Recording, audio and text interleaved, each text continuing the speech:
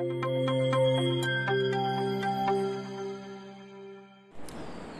everyone, good morning to all of you.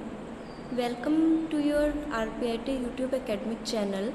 So, firstly I have to introduce my topic shock. So, firstly I have defined definition of shock. Shock gives rise to systematical hypoperfusion caused by reduction either in cardiac output और in effective circulatory blood volume. जो shock होता है उसमें क्या हो जाता है, systemic hyper perfusion हो जाता है। किस कारण हो जाता है? कार्डियक आउटपुट जब प्रॉपर मेंटेन नहीं होती है। ठीक है, तो देखो इसका एंड रिजल्ट क्या हो जाता है, शॉक का डेथ ही होता है। तो मैं टर्म वाइज बताऊंगी आपको कि कैसे कैसे क्रिएट होता है। तो सबसे पहले हाइपोटेंशन, पर्सन का बीपी बिल्कुल कम हो जाता है। देन टिश्यू हाइपोपरफ्यूजन, जो हमारे टिश्यू हैं हाइपोपरफ्यूजन हो जाता है। सेलुलर हाइपोक्सिया, जो सेल है उसमें डेथ हो जाती है उनकी।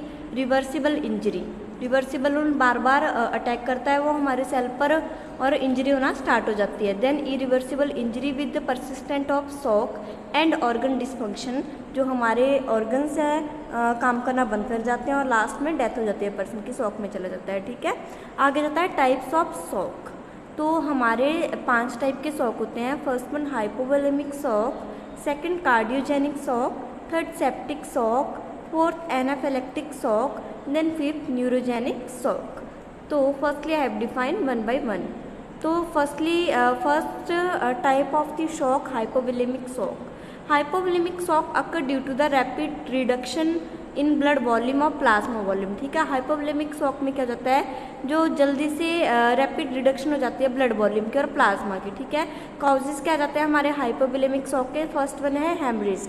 हेमरेज होने के कारण भी क्या हो सकता है, पर्सन हाइपोवोलेमिक शॉक में जा सकता है। Second, severe dehydration, severe vomiting and severe diarrhoea. बोला जाता है ना कि कई पर्सन क्या है पानी वगैरह नहीं पीते हैं। ठीक है, जैसे जिम में जाते हैं पूरा क्या है वाटर लॉस हो जाता है पर्सन का, डिहाइड्रेशन हो जाता है। देन सीवियर वॉमिटिंग भी हो पर्सन को या सीवियर डायरिया भी हो, मीन्स कि पर्सन क्या है इन सारी चीज़ों से सीवियर डिहाइड्रेशन में जा रहा है। ठीक है, वॉमिटिंग के कारण भी और डायरिया के कारण भी। सीवियर हाइड्रेशन तो हमने कॉज पढ़ लिया। तो ये सारी चीज़ें क्या करते हैं, हाइपोवोलेमिक शॉक क्रिएट कर देती है, जिसमें मीन्स जो फ्लूइड के वॉल्यूम क्या है बिल्कुल ही कम हो जाती है, ब्लड कम हो जाता है, प्लाज्मा कम हो जाता है हमारी बॉडी में। थर्ड बोला गया सीवियर बर्न, जब पर्सन बर्न जल जाता है तो क्या हो जाता है, तब भी क्या हो जाता है, फ्लूइड का लेवल कम हो जाता है और पर्सन इमरजेंसी में जब भी जाता है तो हम उसको सबसे पहले फ्लूइड लगाते हैं। तो वही आ गया सीवियर बर्न के कारण भी पर्सन क्या है, अगर जल्दी से ट्रीट ना हो तो क्या है हाइपोवोलेमिक शॉक में जा सकता है। Then abdominal ascites, then acute pancreatitis. Acute pancreatitis में क्या हो जाएगा, इन्फ्लामेशन हो जाती है पैनक्रियास की। ठीक है, then diabetic mellitus, diabetic sugar वाले पेशेंटों को भी ये मोस्ट ऑफ क्या हो जाता है, शुगर डायबिटिक कम होती रहती है पर्सन की और पर्सन जैसे कि कई बार रात को सोया हुआ है तो शॉक में चला जाता है। Then over use of diuretic, diuretics में क्या होता है, फ्लूसामाइड हो गया हमारा, लेसिक्स हो गया, जिसमें तब देते हैं पर्सन को जब यूरिन आउटपुट कम हो। और जब हमने क्या कर लिया, बहुत ज़्यादा यूज़ कर रहे हैं डायरेटिक्स का, जिससे क्या है सारा जो भी हमारा फ्लूइड है बॉडी का, जो भी यूरिन है वो सारा बाहर आ जाएगा, जिससे भी पर्सन क्या है हाइपोवोलेमिक शॉक में जा सकता है। ये देखो आगे हमने फ्लो चार्ट में बताया गया है इधर। हाइपोवोलेमिक शॉक में क्या हो जाता है, पैथोफिजियोलॉजी क्या है, सबसे पहले due to the aetiological factor, हमने क्या कॉज ले लिया, डिहाइड्रेशन ले लिया या फिर हेमरेज ले लिया।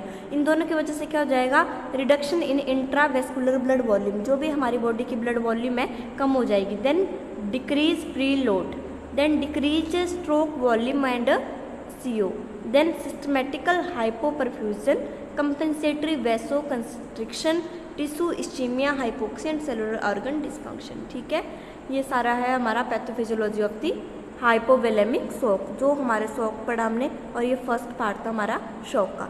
Thank you for the watching my video. Please like and subscribe RPIT YouTube academic channel and continue the topic, join my second video. Thank you.